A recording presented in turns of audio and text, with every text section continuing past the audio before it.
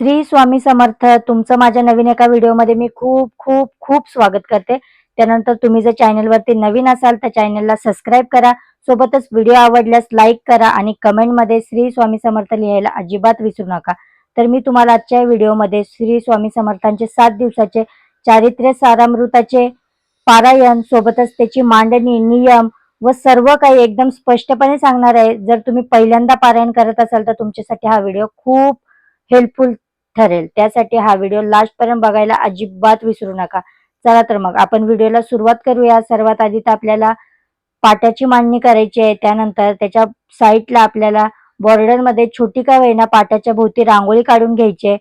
आणि रांगोळी काढल्यानंतर आपण पिवळं वस्त्र जे असतं ते पूजा भांडारच्या दुकानामध्ये आपल्याला सहज मिळून जातं. पिवळ्या कलरचं असतं वस्त्र आणायचंय. ते त्या पाटावरती बरोबर प्रकारे मांडून घ्यायचंय.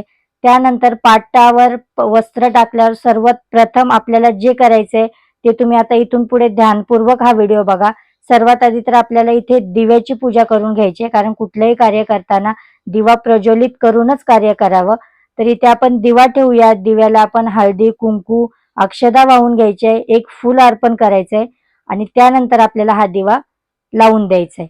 त्यानंतर दिवा पेटवल्याच्या नंतर सर्वात प्रथम आपल्याला ह्या पाटावरती दिवा लावून घेतल्यावर जेव्हा पण आपण ह्याच्यावरती कुठलंही काम करत असतो, मनामध्ये श्री स्वामी समर्थांचा जप आपल्या कायम चालू द्यायचा आहे. आपलं मन इकडे तिकडे अजिबात न घालवता शांततेने ही पूजेची मांडणी करून घ्या. तुम्ही पूजा मांडतानाच बघा आपल्या मनात काहीतरी वेगळंच काहीतरी एक वातावरण निर्माण होतं. सोबतच आपल्याला आपल्या सगळ्या शुभ कार्यात मानले जाणारे गणपतीजीची सर्वात पहिले आपण पूजा करतो. आता गणपतीची मूर्ती ठेवणं जर शक्य नसेल तर आपण इथे सुपारीचीही मांडणी करू शकतो, जसं की मी केलंय. इथे आपण सुपारी एका साईडला ठेवून घ्यायची आहे. त्यानंतर त्याच्यावर हळदी, कुंकू, अक्षदा आणि सोबतच ना एक फूल अर्पण करायचंय. त्यानंतर माझ्याकडे स्वामी समर्थांचा खूप मोठा फोटो आहे. त्यामुळे मी ती फ्रेम काय पाटावर मांडू शकत नाही. त्यामुळे मी त्या फोटोला वरतीच हार लावून दिलाय आणि त्याची पण मी पूजा वगैरे केली. माझ्याकडे एक स्वामींचं आणि सर्व देवांचं मिळून असं एक फोटो आहे, तो मी इथे मांडणार आहे. तर तुम्ही बघू शकता मी इथे कसा फोटो हा ठेवलाय. अशा प्रकारे तुम्हाला हा फोटो ठेवून घ्यायचा आहे. पुन्हा त्या फोटोचीही तुम्हाला हळदी, कुंकू, अक्षदा, फूल अर्पण करून छान अशी पूजापाठ करून घ्यायचे. श्री स्वामी समर्थ हा मंत्र आपल्या मनामध्ये कायम जपत राहायचा आहे. जेव्हा आपण या फोटोची छान अशी मनापासून पूजा करून घेऊ, त्यानंतर आपल्याला सर्वात आधी आता इथे ठेवायचं आहे ते म्हणजे नारळ आणि सोबत खडीसाखर. जर तुम्हाला शक्य असेल तर तुम्ही पारायण मांडायच्या आधी हे नारळ आणि खडीसाखर तुम्ही जाऊन आपल्या मठामध्ये जवळच्या तिथेही ठेवू शकता. जर शक्यच नसेल तर तुम्ही जेव्हा पाट मांडाल त्या पाटावर सुद्धा खडीसाखर आणि नारळ ठेवू शकता. आणि जेव्हा आपलं पारायण पूर्ण होईल, जेव्हा आपल्याला शक्य होईल तर आपण तिथे हे अर्पण करून यायचं मंदिरामध्ये. तर मी अशा प्रकारे इथे खडीसाखर आणि नारळही ठेवून दिलाय. आता त्याचसोबत आपल्याला इथे आपण जो ग्रंथ आणलाय श्री स्वामी समर्थ सारामृताचा, तो ग्रंथ आपल्याला इथे ठेवायचा आहे आणि हा ग्रंथ आपल्याला कुठल्याही पूजेच्या दुकानात मिळून जातो. तर आता आपल्याला ग्रंथ ठेवल्यानंतर सर्वात प्रथम त्या ग्रंथाला सुद्धा हळदी, कुंकू सोबतच अक्षदा आणि एक फूल अर्पण करूनच या पोथीची आपण मांडणी इथे करून घ्यायची. आता याला तुम्ही पुस्तक म्हणण्याऐवजी ग्रंथ म्हणा, कारण हे खूप पवित्र ग्रंथ आहे आणि या ग्रंथाची माहिती ज्याला कळली त्यालाच कळली. तुम्ही हे पारायण एकदा नक्कीच करून बघा. या पारायणाचा जास्त काही अट नाही, काही नियम एवढे काही नाहीयेत. आपण जर मनापासून स्वामींची सेवा केली ना, आपल्याला आपोआप स्वामींची कृपा आपल्यावरती होते. सोबतच आपण जी जपमाळ आणली ना, ती सुद्धा आपल्याला एक साईडला स्वामींच्या फोटोच्या ठेवून त्यावर हळदी, कुंकू, अक्षदा आणि एक फूल असेल तर तेही ठेवा आणि छान असा हात जोडून नमस्कार करून घ्या. त्यानंतर आता ही पूजा मांडणी आता तुम्ही बघताय व्हिडिओमध्ये खूप साधे आणि सरळ आहे. हे ज्याला पण पारायण करायचं असतं ना, त्याच्या आधी मनात हीच भीती असते की आपल्याकडून होईल का, आपल्याकडून नियम पाळले जातील का. आता मी तुम्हाला सांगितलंय काहीच एवढे अवघड नियम नाहीयेत यामध्ये. सर्व साधं सरळ आणि एकदम सोपं आहे. फक्त मनापासून भक्ती करायची आहे आपल्याला. बाकी काहीच इथले नियम अटी आपल्याला इतक्या काही हार्डली नाहीयेत. तर चला आता आपण सोबत आता एवढी मांडणी वगैरे झाली आहे तर सर्वात आधी आपण धूप लावून घेऊयात. धूप लावल्यानंतर इथं सगळीकडे वातावरणात चेंजेस होऊन जाणार. देवाला धूप, दीप आणि अगरबत्ती एवढंच लागतं. बाकी तुम्ही उपास तापास हे नका खाऊ, ते नका खाऊ, हे नका करू, ते नका करू, ह्याच्यापेक्षा जास्त जर तुम्हाला फोकस करायचा असेल तर ते आपल्या मनापासून देवाची भक्ती एवढंच करायचं. आता इथे मी धूपही लावून घेतलं. छानपैकी धूप सगळीकडे ओवाळून घ्या आणि मनात श्री स्वामी समर्थ, श्री स्वामी समर्थ हा जप चालू ठेवा. नंतर जर तुमच्या घरी कोणी मांसाहार करत असेल तर बिनधास्त करू द्या, पण तुम्ही 7 दिवसाच्या पारायणामध्ये मांसाहाराचं चुकूनही आहार करू नका. जे काही घरात आपलं साधं आणि सिंपल जेवण बनते ते स्वतःही खा आणि देवांनाही त्याचाच निवद दाखवा. वेगळं काही बनवायची गरजच नाहीये. जर तुमच्या घरात नॉनव्हेज खाणारे असतील तर तुम्ही सगळ्यात आधी एक तर त्यांना बनवून द्या, मग आंघोळ करा, मग पारायण करा किंवा पहिले पारायण करा, मग बनवून द्या आणि मग बाकीचं सगळं बघा. पण ह्यामध्ये असं नका करू की मी पारायण केले मग घरामध्ये भांडण तंडण किंवा जोरात बोलणं, पोरांना वरडणं हे सगळं टाळा. 7 दिवस तुम्ही एकदम शांतता पाळा, शांततेने हे करा. आणि आपल्याला ना याच्यामध्ये प्रसादात जास्त काही नाही. खडी साखरेचा निवद खूप प्रिय आहे स्वामींना. त्यामुळे एका छोट्याशा वाटीमध्ये आपण इथे खडी साखरही ठेवू शकतो आणि सोबतच आपल्याकडे तांब्याचं, पितळेचं किंवा स्टीलचं जे काही छोटासा ग्लास आहे त्या ग्लासमध्ये आपल्याला पाणी भरायचंय आणि स्वामींच्या फोटो पुढे ठेवायचे. आता हे पाणी जेव्हा आपण हे ग्रंथ वाचायला घेणार तेव्हा ह्या पाण्याचं खूप महत्व आहे. आता हा ग्रंथ वाचताना ह्याच्यामधून निघणारी पॉझिटिव्हिटी आणि ह्याच्यामधून निघणारी एक ऊर्जा त्या पाण्यामध्ये आपल्याला बघायला भेटणार. म्हणजेच का आपल्याला ही पूर्ण पूजापाठ झाल्यावर हे पाणी एक तीर्थ म्हणून आपल्या हातावर घेऊन प्राशन करायचंय. आता आपण संकल्प कसा करायचा बघूया. आपली पूजा मांडणी वगैरे तुम्हाला समजलीच असेल. आता संकल्प करताना उजव्या हातामध्ये एक फूल, त्यावर हळदी कुंकू, थोड्याच्या अक्षदा टाकून त्यावर पाणी टाका. आपलं नाव बोला आणि आपलं काय आहे मनामध्ये इच्छा ती स्वामींसमोर सांगा आणि स्वामींना सांगा की तुम्ही हे माझं पारायण खूप चांगल्या प्रकारे पूर्ण करून घ्या, कोणताही अडथळा न येता, आणि माझी मनात ही इच्छा आहे ती तुम्ही पूर्ण करा. एवढं बोलून स्वामींसमोर डोळे बंद करून मनापासून मागा आणि त्यानंतर जे आपण संकल्प केलाय त्याच्यावरती पाणी टाकून ते खाली आपण जे तामणाचं ताट ठेवलंय त्यामध्ये टाकून द्या. आणि त्यानंतर ते पाणी कुठेही न टाकता, तुळशीलाही टाकू नका आणि खालीही टाकू नका. ते पाणी एखाद्या कुंडीमध्ये झाडाच्या किंवा आपल्या घरात जी कुंडी आहे त्या कुंडीमध्ये हे पाणी टाकून द्या.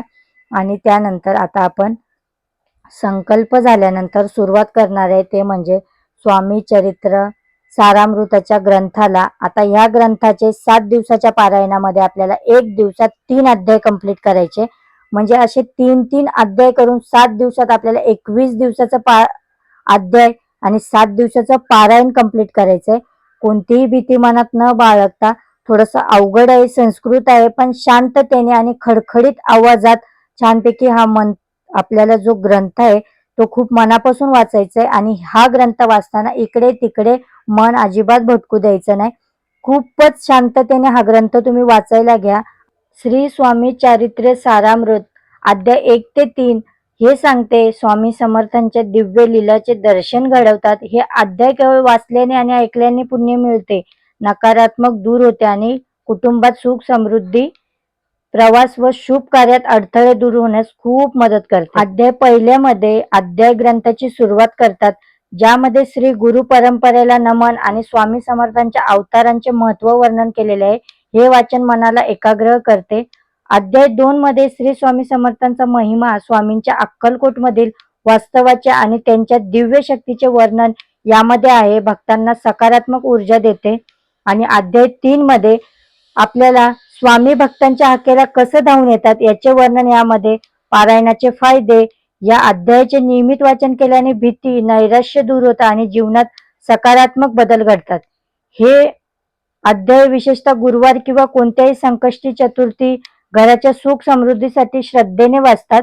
त्यामुळे याचा कोणताही नियम नाहीये की तुम्ही आजच करा, उद्याच करा किंवा गुरुवारीच करा, असं काही नाहीये. तुमच्या घरामध्ये खूप काही अडथळे येत असतील, तुमच्या घरामध्ये काहीतरी वेगळं घडत असेल, तुमच्या मनाला शांती लागत नसेल, तेव्हा तुमच्या मनात आलं तेव्हा तुम्ही हे पारायण करू शकता. आणि तुम्हाला मांडणी जरी करायची नसते ना, देवाला फुल व्हा आणि हे अध्याय तुम्ही असा सुद्धा वाचू शकता ग्रंथाचे. त्यानंतर तुम्ही दर गुरुवारी सुद्धा सेवा करू शकता. दर गुरुवारी तुम्ही एका बैठकीत 21 अध्याय वाचू शकता किंवा तुम्ही सकाळी आणि संध्याकाळी दोन्ही मिळून 21 अध्याय वाचू शकता किंवा दर गुरुवारी 3 असं 7-7 दिवसाचं तुम्ही नियमितपणे नियमित सेवा ज्याला म्हणतात ती सुद्धा नित्य सेवा सुद्धा तुम्ही करू शकता. खूप मनाला भावणारी ही 7 दिवसाची पारायण कथा आहे. तुम्हाला माझा व्हिडिओ जर समजला असेल किंवा तुम्हाला तुमच्याही मनात काही भीती असतील, नाही बाबा खूप कडक आहे, खूप हार्ड आहे, मी नाही करू शकत, तर तुमची भीती दूर झाली असेल. मी पण असंच म्हणायची खूप हार्ड आहे, खूप कडक आहे, माझ्याकडून नाही होणार. तर असं काहीच नाही. तुम्ही मनापासून करा, मनापासून स्वामींना आवाज द्या. स्वामी तुमच्यासाठी नक्कीच धावून येणार. आणि हे अध्याय वाचताना संस्कृत भाषेत असल्यामुळे तुम्हाला मी सांगितलंय खूप स्पष्टपणे हळूहळू आणि आवाज जोरात ठेवून छान वाचा. तुमच्या जोरात वाचण्याने तुमच्या घरामध्ये पूर्ण या ग्रंथातली ऊर्जा पसरणार आहे आणि घरातली जी काही निगेटिव्हिटी आहे ती बिलकुल घराच्या बाहेर जाणार आहे. आणि ह्या ग्रंथाचे जेव्हा आपण पारायण लावू तेव्हा सर्वात आधी आपल्याला उंबरा पूजनही करायचे. उंबऱ्याला हळदीचं लेपन करायचंय, छानशी दारात रांगोळी काढायची, हळदी कुंकू लावून उंबऱ्याचं पूजन करायचंय, फुलं ठेवायचे आणि उंबराच्या पूजनानंतर आपल्याला घरामध्ये ही पूजा मांडायची. आता ही पूजा पाठ सगळं झाल्याच्या नंतर आपल्याला 108 वेळा श्री स्वामी समर्थांचा जप करायचा आहे. जर तुम्हाला शक्य नसेल तर तुम्ही 1 वेळा सुद्धा ती माळ जपू शकता 108 मण्यांची. त्यानंतर 11 वेळा आपल्याला तारक मंत्रही म्हणायचा आहे. तोही शक्य नसेल तर तुम्ही 1 वेळेसही म्हणू शकता. ग्रंथ वाचल्यानंतर तारक मंत्र म्हणून घ्या. त्यानंतर 1 माळ जपा. त्यानंतर आपल्याला यामध्ये स्वामींचे प्रिय अशी आरती आहे, ती आरतीही घ्यायची आहे शेवटला. आणि तुम्ही जे काही घरात बनवणार आहे, डाळ भात म्हणा, भाजी पोळी, भाकर भाजी किंवा लय काहीच नसेल तर तुम्ही दही साखरेचाही नैवेद्य देवाला ठेवू शकता. आणि पूजा झाल्याच्या नंतर जी आपण खडीसाखर ठेवली ती प्रसादाच्या रूपामध्ये सर्वांना थोडी थोडीशी हातावरती द्या. आणि पूजा पाठ झाल्याच्या नंतर स्वामींना सर्वात आधी त्रिवेरी मुद्रा नक्कीच करा. स्वामींना मुजरा करून स्वामींना सांगा, माझ्या पारायणात काही चूक झाली असेल तर मला क्षमा करा आणि माझं पारायण तुम्ही मान्य करून घ्या असं त्यांना सांगा. मला जितकं तुम्हाला 7 दिवसाच्या पारायणाबद्दलची माहिती होती ती मी तुमच्यासोबत शेअर केले. तुम्हाला माझ्या माहितीमध्ये काही बदल वाटत असेल किंवा काही चुकीचं वाटत असेल तर तुम्ही मला कमेंटमध्ये नक्कीच सांगू शकता.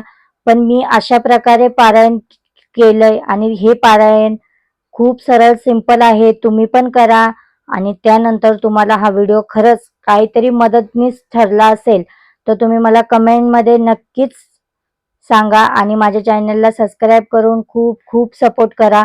सोबतच तुम्हाला माझ्या चॅनलवरती डेली ब्लॉगही बघायला मिळतील आणि असेच स्वामींचे पारायणही बघायला मिळतील आणि सोबतच स्वामींची नित्य सेवाही बघायला मिळेल. आता डेली रुटीनचे तर माझे डेली व्हिडिओ चालूच असतात. सोबतच मी आता हे पारायण केलंय त्यामुळे म्हटलं तुमच्यासोबत शेअर करू. कारण हे पारायण करायच्या आधी मी सुद्धा हजारोनी व्हिडिओ बघितल्या, तेव्हा तरी सुद्धा माझ्या मनात भीती होती. पण मी एकदाच हे पारायण केलं आणि तसंच तुम्ही सुद्धा कोणतीही भीती न बाळगता हे पारायण करावं यासाठी हा व्हिडिओ मी तुमच्यासाठी घेऊन आले. तर तुम्ही हा व्हिडिओ शेवटपर्यंत बघून यामधल्या काही गोष्टी तुम्ही लक्षात घ्या, मनातली भीती दूर करा आणि हे पारायण करायला सुरुवात करा. जरी तुम्हाला नसेल शक्य तर तुम्ही 3 दिवसाचंही करू शकता. 3 दिवसाचंही पारायण खूप सोप्पं आहे. 1 दिवसाचंही पारायण खूप सोपं आहे. फक्त 1 दिवसाच्या पारायणामध्ये तुम्हाला एका बैठकीत 21 अध्याय करायचे आहेत.